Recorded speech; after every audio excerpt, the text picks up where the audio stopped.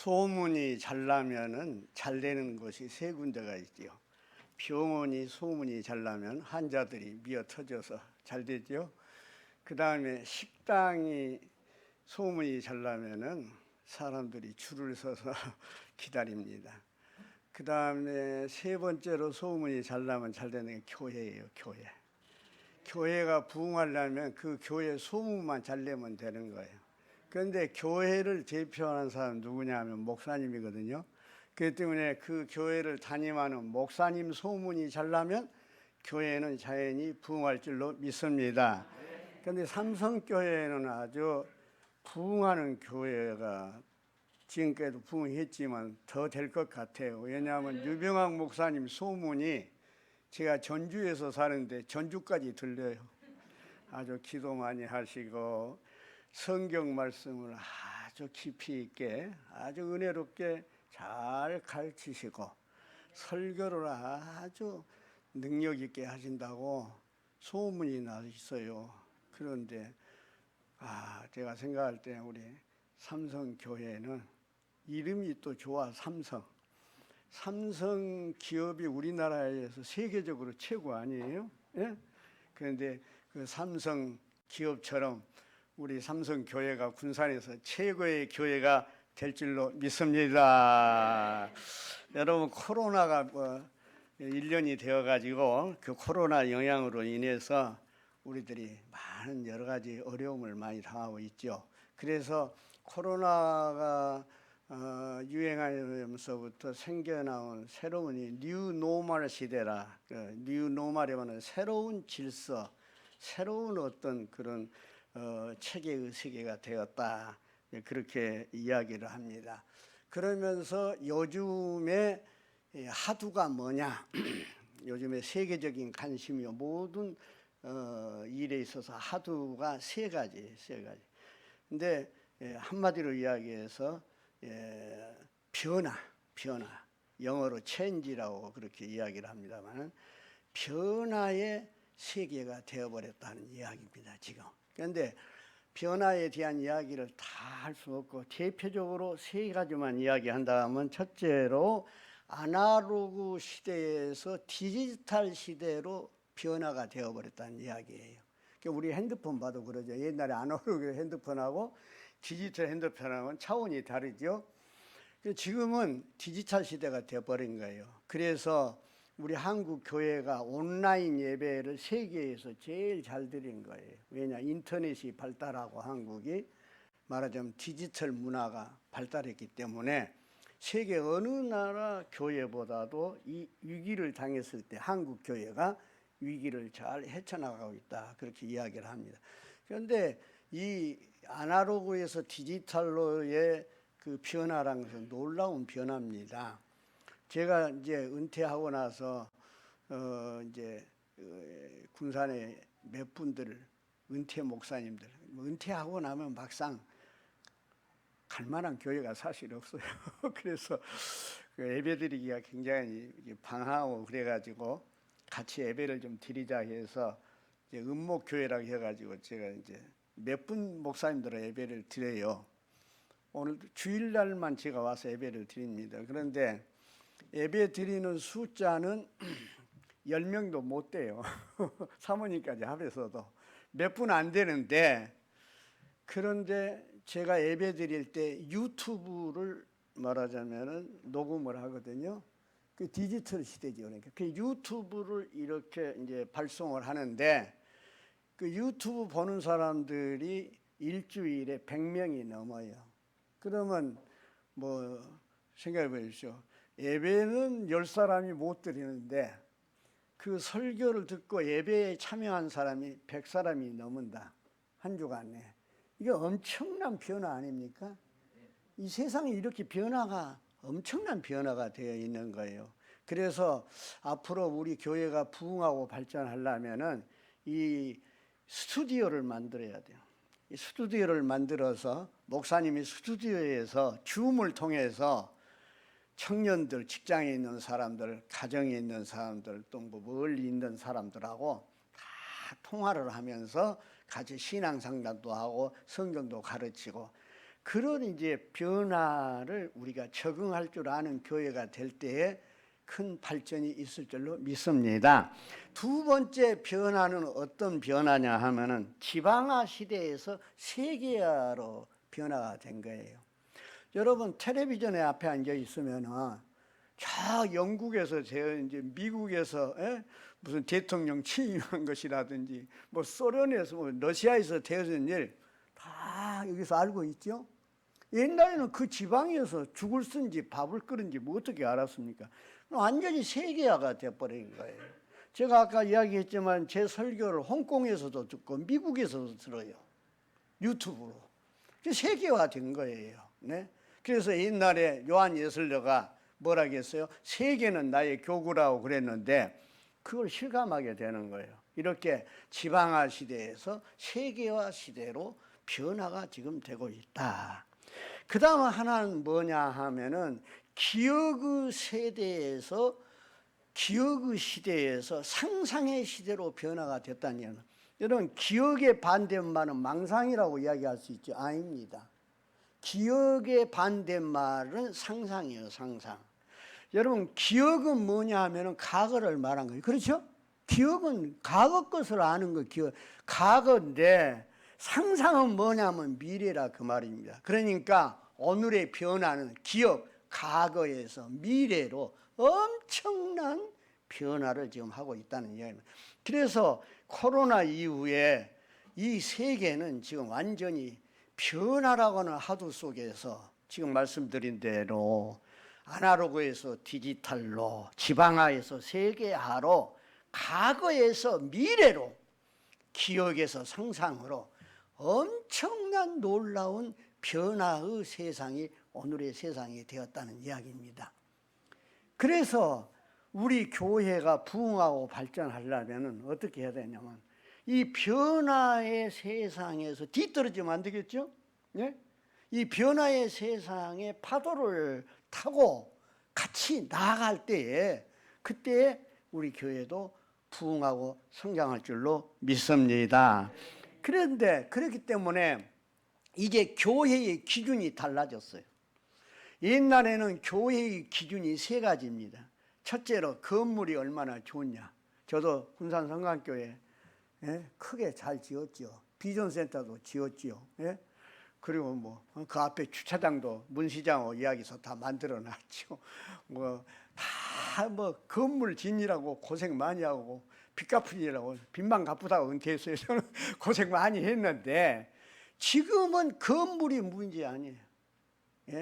우리 삼성교회 이 정도면 아주 나는 아주 좋다고 생각합니다. 아주 적당한 거리에 적당한 건물, 아주 건물 시대가 지났어요. 이제는 교회 건물 시대. 지금 한국 교회가 막 그냥 집만 지니라고 건물만 지니라고 빚을 내 가지고 막 어떤 교회는 뭐 200억이다, 뭐 100억이다, 50억이다 해가지고 이 코로나 시대가 오니까 교인들이 안 모이고 헌금이 안 나오니까 이자를 못 내고 해가지고 지금 300에서 400개 교회가 경매로 나와 있어. 한국 교회. 이런 안타까운 일이 있습니다. 그래서 건물 시대가 지났다. 두 번째는 수. 옛날에는 누구 교회 몇 명 모이냐 그랬지 않아요? 그런데 지금 코로나로 나는 오늘 저녁에 와서 보고 놀랐어요. 역시 우리 유 목사님 능력이 있구나. 이렇게 많이 모일 줄은 몰랐습니다. 나는 많이 모이면 한 10사람이나 모일까. 그렇게 내가 진짜로 생각했어요.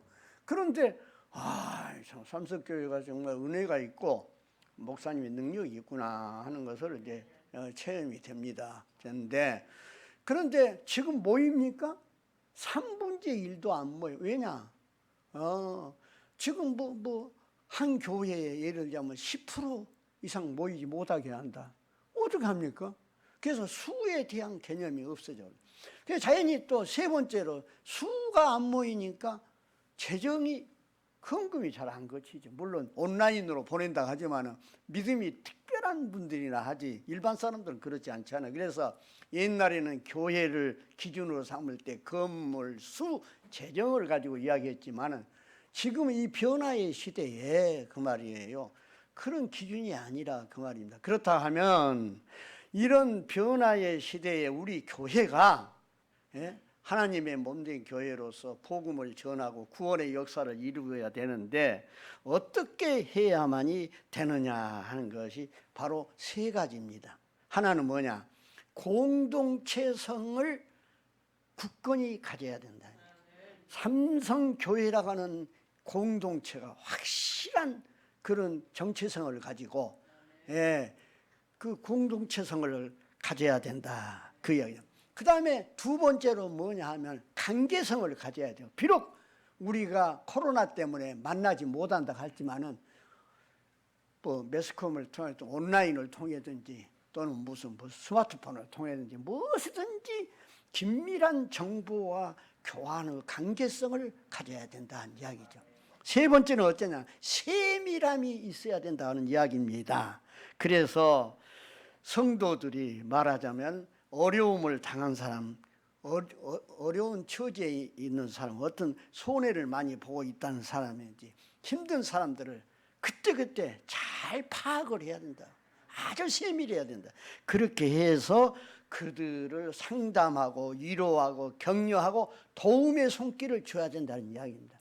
이 놀라운 변화의 시대에 교회의 기준이 달라진 시대에 우리가 교회의 정체성을 유지하고 교회가 끝까지 복음 전하는 그런 사령부가 되고 교회의 사명을 다하기 위해서는 아까 이야기했죠. 공동체성을 회복하자. 두 번째, 관계성을 잘 가져야 된다. 세 번째, 세밀함을 유지해야 된다. 할렐루야. 그러면 그 일을 하는 사람이 누구냐? 오늘 무슨 헌신 예배죠? 구역장에서 구역장이라 그 말이에요.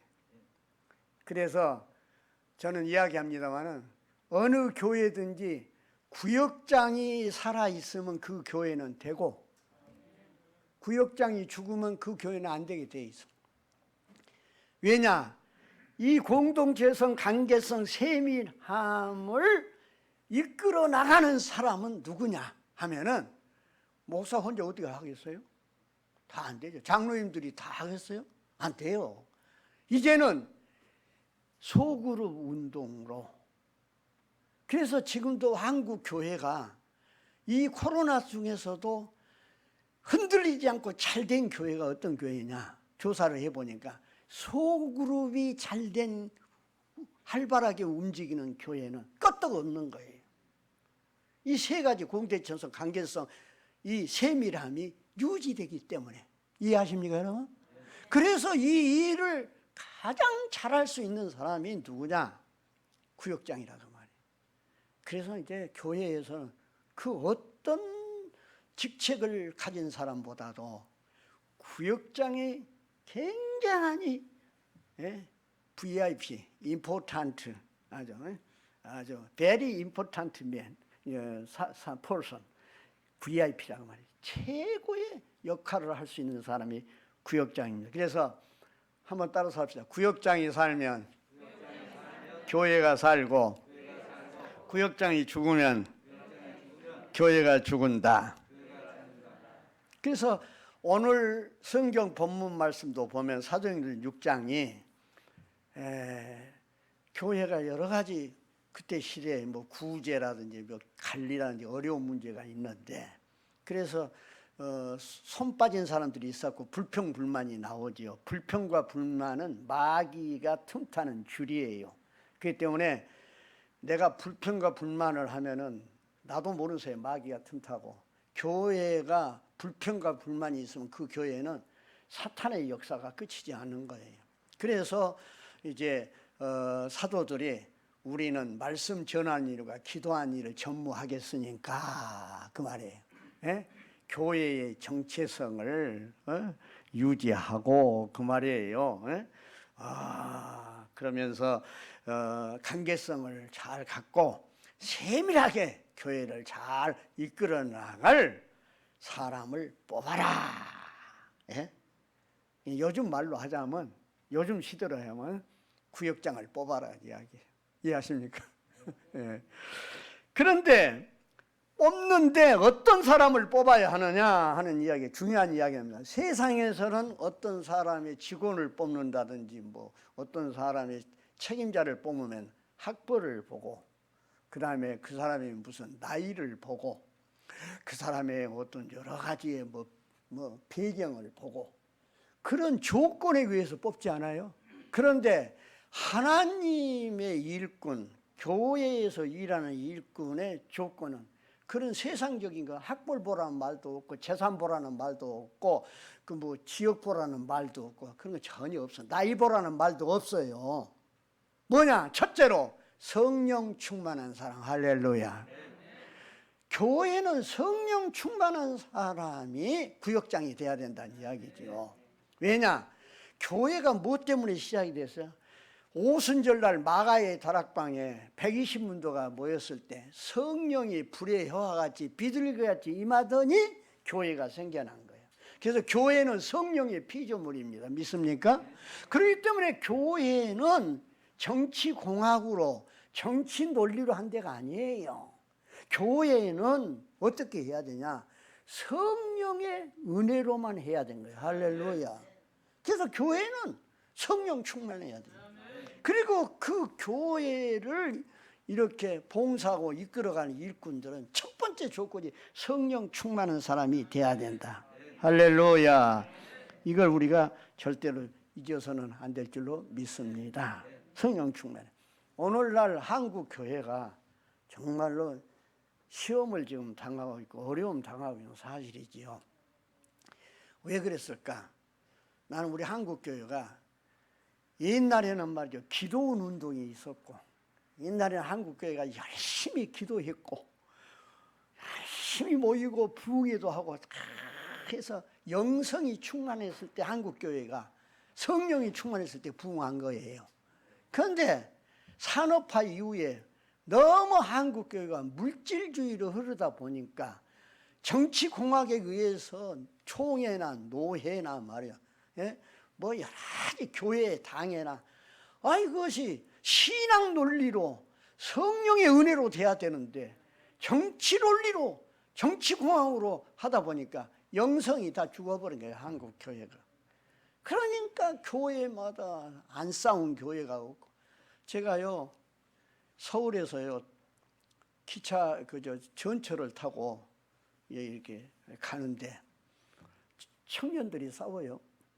그 차 안에서 막 주먹 다짐을 할 일박 척추기까지 가서 막 청년들이 무섭더라고요. 막 이리 뛰어가고 저리 뛰어가면서 막 싸우니까 불안한데 그 자리에 앉아 있던 나이 지긋하신 영감님 한 분이 딱 일어나더니 말이요 소리를 지르니 뭐라고 지르냐니까 야 이 사람들아 싸울 놈은 에베다에 가서 싸워. 아이고 내가 그 이야기를 듣고 얼마나 충격을 받는지 몰라요. 싸우려면 에베다에 가서 싸우죠. 왜 전철 안에서 싸우냐고 말이에요. 이야, 여러분 그 말 한마디가 굉장히 저는 지금도 가슴이 아픕니다. 왜 우리 한국교회가 이렇게 돼버렸냐? 그건 영성을 잃어버렸기 때문에 안타깝습니다. 그래서 나는 우리 구역장님들이 첫 번째 회복해야 될 일이 있다면 뭐냐? 영성을 회복하는 신앙을 갖기를 주의 이름으로 축원합니다. 영성 회복해야 돼. 영성 해야 돼. 그래서 저는 다시 우리 한국 교회는 수도원 운동이 일어나고 교회는 그런 수도원적인 운동이 다시 일어나야 된다고 저는 말하고 싶은 거예요. 여러분 이 수도원에 의해서 세계 교회는요 굉장히 발달했는데 수도원은 두 가지 역할을 했어요. 하나는 뭐냐 하면은 예부의 핍박이 왔을 로마 시대 때는 얼마나 기독교가 핍박을 받았습니까? 그런 핍박이 왔을 때에 생명을 내걸고 진리를 지킨 사람들이 수도사들이었어요. 대단했습니다. 그래서 순교를 많이 했어요. 순교사들이 중세에 보면은 교회 핍박할 때. 그 다음에 하나의 일은 뭐냐면 교회가 타락할 때 교회를 개혁시키는 일을 수도사들이 했어. 그래서 교회가 하나님의 몸으로서의 참 손상을 입지 않도록 수도사들이 얼마나 노력을 하는지 몰라요. 그래서 우리 한국 교회가 영성을 해보아야 되고, 우리 구역장님들이 신앙생활 첫 번째 영성을 해보아야 되겠다는 이야기. 그러기 위해서는 수도원적인 그런 운동이 일어나야 되고, 그런 신앙의 자세를 가져야 되는데, 수도사들은 크게 이야기해서 두 가지를 지켰어요. 하나는 수도사들이 청빙했습니다. 청빙. 그 말은 뭐냐면 수도사들이 욕심을 내지 않았어요. 성경에도 그렇잖아요. 욕심이 잉태한 즉 죄를 낳고 죄가 장성한 즉 사망을 난다고 했잖아요. 그래서 청빈 생활을 한 거예요. 그 청빈 생활이라는 것은 우리는 뭐 자식들 낳고 키우고 가르치고 하는데 청빙 생활이라는 건 어렵잖아요. 근데 우리가 말하는 이 구역장들의 청빙 생활이라는 건 뭐냐? 수도사들이 산속에 들어간 생활이 아니잖아요. 우리가 너무 필요 없는 욕심을 부리지 않아야 된다.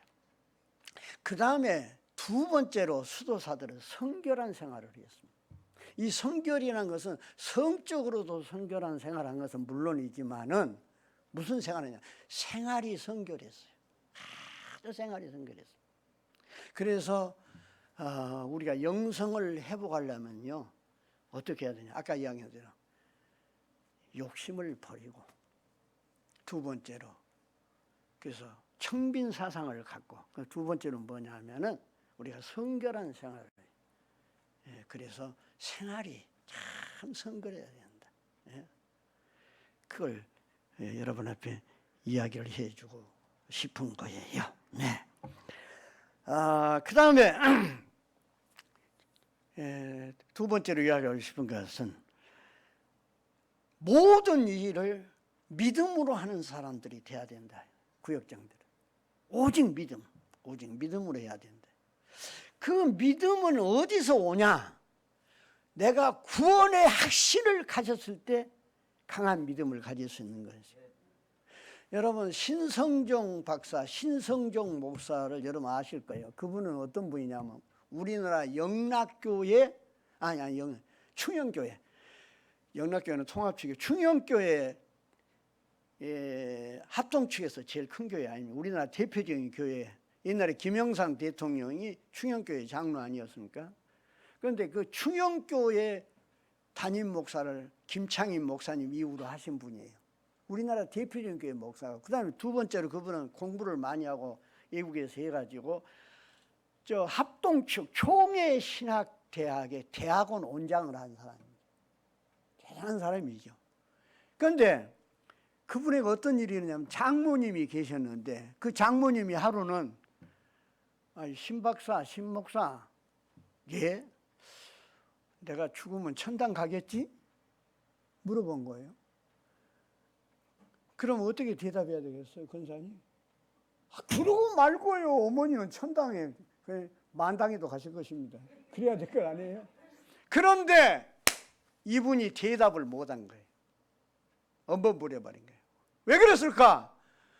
그가 우리나라의 제일 큰 교회 목사고 박사가 되어서 대학원, 신학대학원 원장이라 하지만 구원의 확신이 없었다는 이야기. 그래가지고 양심의 가책을 느낀 거 아니에요. 그래서 그가 한 달 동안 금식 기도를 들어간 거예요. 그래서 그분이 쓴 책이 있습니다. 내가 본 천국. 천국에 갔다 왔어. 그리고 나서 회개하고 80이 넘었는데 캄보디아에 지금 가서 복음 전하고 있습니다. 예. 여러분, 우리 구역장들이 말이지요. 모든 것을 믿음으로 해야 되는데 그 믿음은 어디서 오느냐? 구원의 확신이 있어야 돼. 내가 오늘 저녁에 숨이 끊어져도 나는 천당에 간다. 믿습니까? 내가 천당에 갈까? 이건 아니에요. 이래가고는 구역을 이끌 수 없어요. 믿음으로. 그래서 그런 믿음으로 해야 된다. 세 번째, 구역장의 신앙생활은 용서하는 사람이 돼야 된다. 예? 예수님과 베드로 이야기 있잖아요. 내가 7번 용서하리니까 예수님께서 아니야. 잃은 것이 7번, 잃은 것이 7번, 490번이에요. 그 말은 뭐냐? 무한대 용서. 끝없이 용서하라는 이야기예요. 예? 끝없이 용서하라. 용서하는 사람만이 간대합니다. 용서하지 못한 사람은 간대하지 못한 거예요. 여러분, 로마인의 이야기라고 하는 책이 있습니다. 일본의 여자 작가가 로마에 유학을 가가지고 15년 동안 유학생활을 한 후에 로마인의 이야기의 책을 썼는데 1년에 한 권씩 써가지고 15권을 썼어요. 그런데 그 로마라는 나라가 우리나라하고 비슷하게 반도로 생긴 데다가 땅덩어리가 우리나라보다 조금 더 커요. 그래서 제가 로마에 몇 번 가봤지만 로마 사람들의 성격이요 우리나라 사람하고 비슷합니다. 급하고 말하죠. 예? 그런데 그 로마라는 나라가 세계의 강국으로서 1000년을 그 로마가 세계를 지배를 했어요. 예. 로마가 점령 안 한 땅이 없어요. 구라파는 1000년을 했는데 그 비밀을 이 로마인의 이야기 1권에 뭐라고 써냐? 로마인들이 세계를 1000년을 지배할 수 있는 힘은 어디냐? 간용이다. 포용력이다. 포용력. 그래서 로마 사람들은 전쟁을 하다가 적군이 항복하면 안 죽였을 뿐만 아니라 그 항복한 군인을 고향으로 보내는데 가다가 위험하다고 무기까지 줘서 보내고 장교는 그가 탄 말까지 줘서 타고 보내는 거예요. 그리고 로마 군대로 편입하겠다 하면은 그 자기 나라의 계급을 그대로 인정해줘. 엄청난 포용력입니다. 그 포용력이 로마라는 나라를 1000년 동안 세계를 지배하는 힘을 갖고 있었다는 이야기예요. 네? 여러분, 이 포용력이 어디서 오냐? 용서에서 오는 거예요. 용서. 네? 사실 말해요. 우리끼리 있으니까 이야기지만 세상 사람들은 좀 싸우더라도 한 이틀 3일 가면은 다 화해해요. 막걸리 한 잔 먹고라도. 그런데 우리 교회 안에서 예수 있는 사람 한 번 등지면은 와 그렇게 10년이 가도 예? 예? 안 풀어진지 모르겠어. 예? 여러분 우리 구역장의 신앙생활, 구역장이 아까 그 이야기한 것을 이루어 나가려면은 용서하는 사람 되기를 주의 이름으로 축원합니다. 용서하세요. 예? 아이고 누구 보기 싫어서 교회 가기 싫다. 예? 누구 때문에 말이지. 뭐 봉사하기 싫다. 그건 말이 안 되죠. 정말로 용서하는 사람이 돼야 된다는 이야기입니다. 그 다음에 어떻게 하느냐. 세 번째는 주는 사람이 돼야 돼. 주는 사람. 예, 주는 사람이 돼야 돼. 예. 구역장은 주는 사람이 돼야 돼. 아니, 줘서 나쁘다는 사람이 있었죠, 권사님? 예? 인심이 쌀독에서 난다 하지 않아요? 그래서 제가 구역장이 주어야 하는 것 5가지를 내가 이야기하면 따라서 하기 바랍니다. 따라서 합시다. 먹이라. 저녁 안 자시고 있네. 은혜 받으려고 금식하고 오셨는 모양이네. 먹이라. 베풀라. 이끌라. 말리라. 거두라. 이거 다 외워야 돼요. 먹이라. 베풀라. 이끌라. 말리라. 거두라. 여러분 구역장은 구역원들을 잘 먹여야 돼요. 첫째로 말씀으로 먹이고 밥도 잘 먹이고 커피도 잘 마시고 과자도 잘 먹이고 하여튼 잘 먹여야 돼요. 할렐루야. 예, 잘 먹이셔. 하여튼 두 번째 베풀라. 예, 선물을 늘 줘야 돼. 선물이 꼭 비싸야 좋은 거 아니에요. 머리핀 하나도 선물은 선물이에요. 예? 손수건 하나도 좋아요. 가자 선물, 상품권. 하여튼 구역장들은 구역원들에게 늘 베풀어야 돼.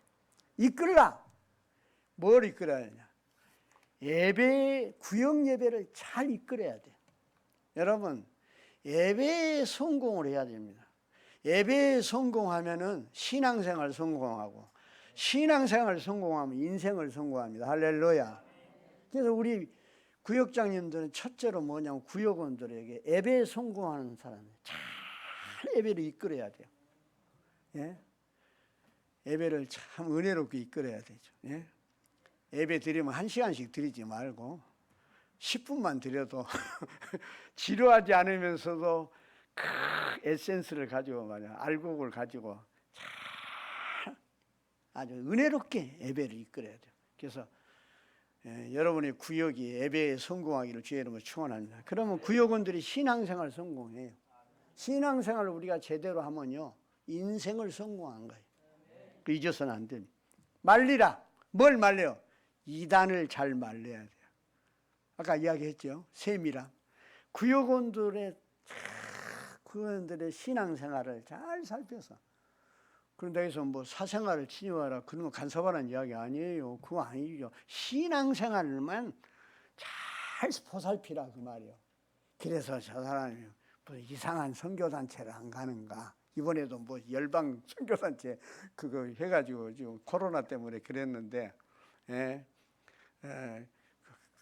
어떻게 이상한 선교단체 안 가? 아니, 무슨 이상한 무슨 이단에 그런 가지 않는가. 잘 살펴서 말려야 될 줄로 믿습니다. 그 다음에 뭡니까? 거둬야 돼, 거둬. 거둔 건 뭐냐? 전도의 열매를 거둬야 돼. 그래서 구역원들이 전도하게 만들어서 거두는 역사가 있게. 한번 따라서 합시다. 먹이라, 베풀라, 이끌라, 말리라, 거두라. 믿습니까? 이렇게 주라 그 말입니다. 이 신앙생활을 해야 돼요. 그 다음에 마지막 네 번째로 무엇을 했냐면 섬기는 생활을 해야 된 겁니다. 정말 섬기는 생활을 해야죠. 예수님이 제자들의 발을 씻는 것처럼 정말 잘 섬겨요.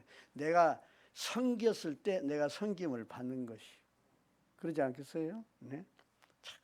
하여튼 겸손하게 섬겨야 된다 그 말입니다. 제가 이야기했죠.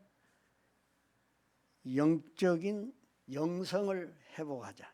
그래서 수도원적인, 아까 이야기했죠. 뭐라 하겠습니까? 청빈 욕심 부리지 말고 쓸데없이. 그 다음에 성결한 생활을 해야 된다. 그다음에 구원의 확신이 있는 믿음으로 우리가 모든 일을 믿음의 논리로 하자. 그 다음에 뭐가 용서해서 간용하고 포용력을 가져야 돼요. 구역원들이 구역장 가슴속에 다 들어와야 돼. 그 구역이 얼마나 부흥하고 잘 되냐면 구역장 그릇만큼 되는 거예요. 이거 아셔야 돼요. 그 교회가 얼마나 부흥하고 잘 되느냐, 그 교회 목사의 그릇만큼 되는 거예요. 그래서 그렇게 간용해야 된다. 그 다음에 뭐라 얘기해? 줘야 된다. 내가 얘기했는데, 주는데 내가 이야기했죠. 먹이고 베풀고 이끌고 말리고 거두라. 그거 항상 마음속에 된다. 그리고 뭡니까? 네 번째로 섬기는 생활을 해야 한다. 잘 섬겨라 그 말입니다. 시간이 다 됐네. 자, 그래서 뭐니 해도 구역장은 교회론적인 자세를 가져야 됩니다. 교회론적인 자세를 가져야 하는데, 교회론적인 자세란 것은 무엇을 이야기하냐 하면, 내가 섬기는 교회를 지성으로 섬겨야 된다는 이야기야. 삼성교회 구역장은 삼성교회를 지성으로 섬겨야 된다 그 말이에요. 이해하십니까? 지성으로 섬겨야 돼요. 대개 보면 어떻습니까? 집책 맡으면은 제 경험에 의하면 한 5월 달까지는 잘해요. 5월까지는 잘하는데 이렇게 초반은 잘하는데 나중에는 영두삼이 돼버려요. 그러면 안 돼요. 지성으로 내 교회를 받들어야 돼요. 교회 옮기는 것이요 이혼하기보다 더 힘든 거예요. 이거 알아야 돼요. 그렇기 때문에 내가 삼성교회 교인이면은 이 교회를요 지성으로 받들고 내가 맡은 직분을 말하자면은 목숨 걸고 지키는 사람이 돼야 됩니다. 우리 삼성교회 구역장 그런 구역장인 줄로 믿습니다. 네. 이렇게 할 때에 오늘 7절의 결과를 이야기한 거예요. 뭐라고 이야기합니까? 하나님의 말씀이 점점 왕성해 예루살렘에 있는 제자의 수. 여러분 복음서에 나오는 제자는 베드로를 비롯해서 12제자인데 사도행전에 나오는 제자는 교인 수를 말합니다. 교인 수. 그래서 제자의 수가 교인 수가 초대교회 교인 수가 더 힘이 많아지고 그 말은 뭐예요? 엄청난 교회가 부흥의 역사가 일어났다. 아까 제가 이야기했죠. 구역장에 살면 뭐라고요? 교회가 살아요. 삼성 교회가 살려면 구역장이 살아야 돼. 네. 어떻게? 구역장의 신앙생활 내가 5가지 이야기했죠. 그런 신앙생활을 통하여 구역장이 살면 저는 뭐 구역의 원리가 어쩌고 뭐 구역은 몇 사람으로 해야 되고 뭐 그런 이야기 하지 않아요. 네, 네. 이 구역장이 이 제대로 이 신앙생활로 말하자면 우리가 일반 사회적으로 이야기하면 사상무장이 되면 그 사람이 강한 사람이 된 것처럼 우리가 구역장이 이런 내용의 신앙생활을 하고 신앙으로 무장이 되면 그 말이에요. 2021년에 비록 코로나의 위기라 하지만 이 위기가 오히려 기회가 되어서 우리 삼성교회는 큰 부흥의 역사가 있을 줄로 믿습니다. 기도하십시오. 하나님.